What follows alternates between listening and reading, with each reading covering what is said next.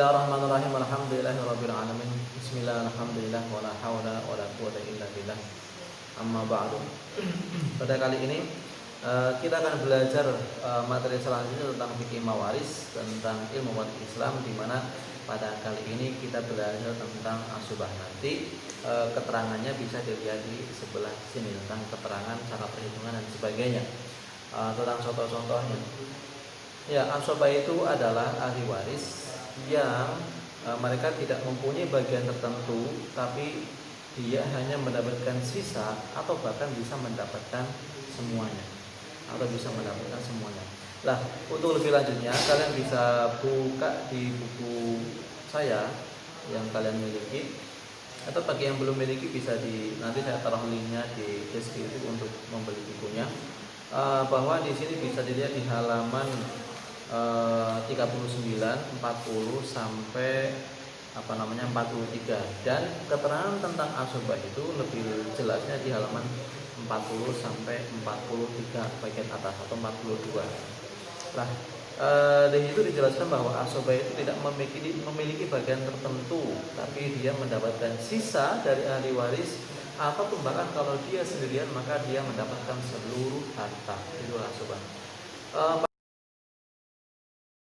Sebagaimana kalian ketahui di video saya sebelumnya, bahwa kisi-kisi tentang mempelajari atau memahami bagian waris adalah diantaranya semua ahli waris laki-laki itu mendapatkan asubah kecuali suami dan saudara laki-laki seibu. Maka mereka itu biasanya yang akan mendapatkan seluruh harta ataupun bahkan sisanya. Atau kalau memang tidak tersisa, ya udah mereka nggak dapat. Nah, ada tiga asubah. Pertama asubah bin nafsi, yang kedua asubah bil ghair, yang ketiga asubah ma'al ghair. Yang pertama asubah bin nafsi adalah tadi semua ahli waris laki-laki kecuali suami dan saudara laki-laki seibu. Dari mulai anak, cucu, bapak, kakek, kemudian sampai orang yang memerdekakan budak, dan asubahnya orang yang memerdekakan budak. Bisa dilihat di halaman 41 ini tentang rinciannya, yaitu mereka yang selama diri dengan dirinya sendiri dia mendapatkan asubah. Kemudian contohnya kalau seandainya untuk contoh asubah bin nafsi ini adalah bahwa ketika ada ahli waris ibu dan juga anak laki-laki, ibu mendapatkan 1/6 karena ada anak, kemudian anak laki-laki sebagai asubah bin nafsi mendapatkan sisa. Jadi 1/6 harta untuk ibu, nanti sisanya untuk anak laki-laki. Ataupun ada ibu yang kedua, ada ibu, istri, dan juga anak laki-laki, maka ibu mendapatkan 1/6, istri mendapatkan 1/8, nanti sisanya buat anak laki-laki. Kemudian yang kedua adalah asubah bil ghair, yaitu asubah karena ada ahli waris yang setingkat dengannya. Karena dia mendapatkan asubah karena ada ahli waris yang setingkat dengannya. Jadi ini itu ketika ada anak perempuan tapi ada anak laki-laki, cucu perempuan, cucu laki-laki, kemudian saudara perempuan kandung, saudara laki-laki kandung, saudara perempuan sebapak, saudara laki-laki sebapak. Nah, ini yang perempuan yang aslinya mereka mendapatkan bagian tertentu, tapi karena ada saudaranya yang laki-laki yang setingkat dengannya, maka dia mendapatkan asubah. Contoh, kalau seandainya ada satu laki-laki satu perempuan, ada ahli waris, seorang meninggalkan anak laki-laki dan anak perempuan, semuanya masing-masing satu orang. Maka dalam hal ini pokoknya untuk asubah bil ghair itu masing-masing laki-laki dapat 2, masing-masing perempuan dapat 1. Dalam istilah populernya itu 2/1. Jadi contohnya bahwa ketika ada satu anak laki-laki satu perempuan, maka berarti ketika hartanya 9.000, maka 6.000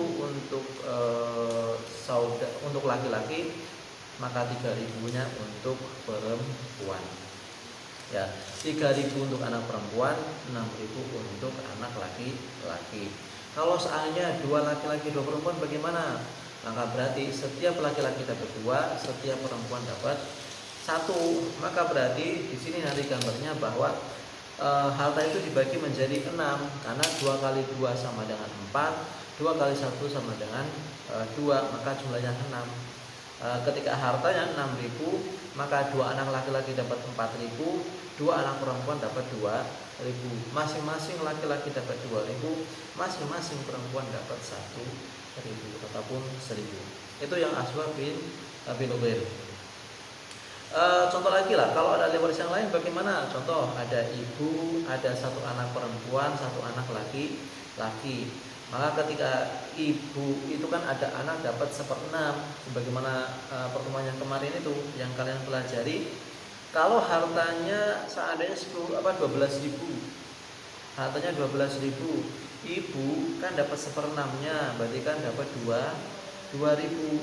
Lah kemudian si anak perempuan dapat 1 bagian tadi, si anak laki-laki dapat 2 bagian dari harta sisanya yang telah diambil ibu tadi, yaitu 10.000. Maka 10.000 dibagi 3, maka menghasilkan setiap laki-laki dapat 6.666 dan setiap perempuan dapat 3.333, atau dibulatkan menjadi 6.650, yang perempuan menjadi 3.350 sesuai dengan keikhlasan kesepakatan, karena ini kan masalah pecahan yang harusnya bisa diikhlaskan. Itu. Jadi kalau yang ahli waris asobah binafsi ini jadi kalau ahli waris asobah bil ghair ini, maka si perempuan mendapatkan asobah gara-gara ada saudaranya yang laki-laki. Oke, kemudian selanjutnya adalah yang ketiga, yang terakhir, itu asobah ma'al ghair, karena ada yang lain. Nah di sini si ahli waris ini mendapatkan asobah, tapi bukan karena ahli waris yang setingkat dengannya, tapi karena ada ahli waris yang lain yang dia sebagai asobah, dan ini perempuan. Tapi itu hanya berlaku bagi saudara perempuan karena ada anak perempuan. Jadi saudara perempuan, bagaimana kita tahu, itu kan hanya mendapatkan setengah, 2/3 ataupun 1/6, sesuai dengan rincian yang kemarin kita pelajari tentang teknik menghafalkan bagian. Lah, ketika saudara perempuan ini kok ternyata dalam perhitungan itu ada anak perempuan ataupun cucu perempuan, maka anak ataupun cucu perempuan mendapatkan bagiannya dan sisanya buat saudara perempuan.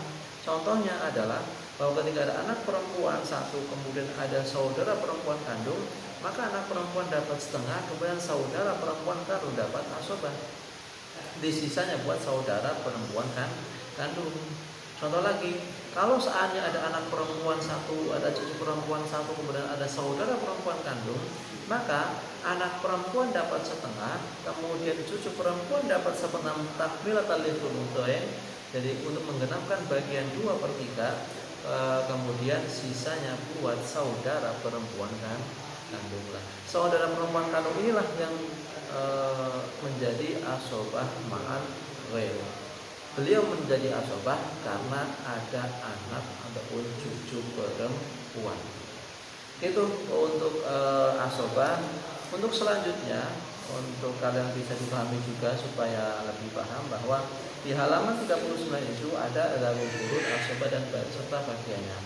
Yaitu ada ahli waris yang hanya dzawil furud saja, kemudian ada yang asobah saja, ada yang ahli dzawil furud dan juga kadang mendapatkan asobah, tapi juga ada yang kadang dzawil furud, kadang asobah, kadang dzawil furud plus asobah. Kalian bisa baca sendiri, ini keterangan sebagai penambahan, tapi yang jelas untuk asobah tadi seperti itu keterangannya.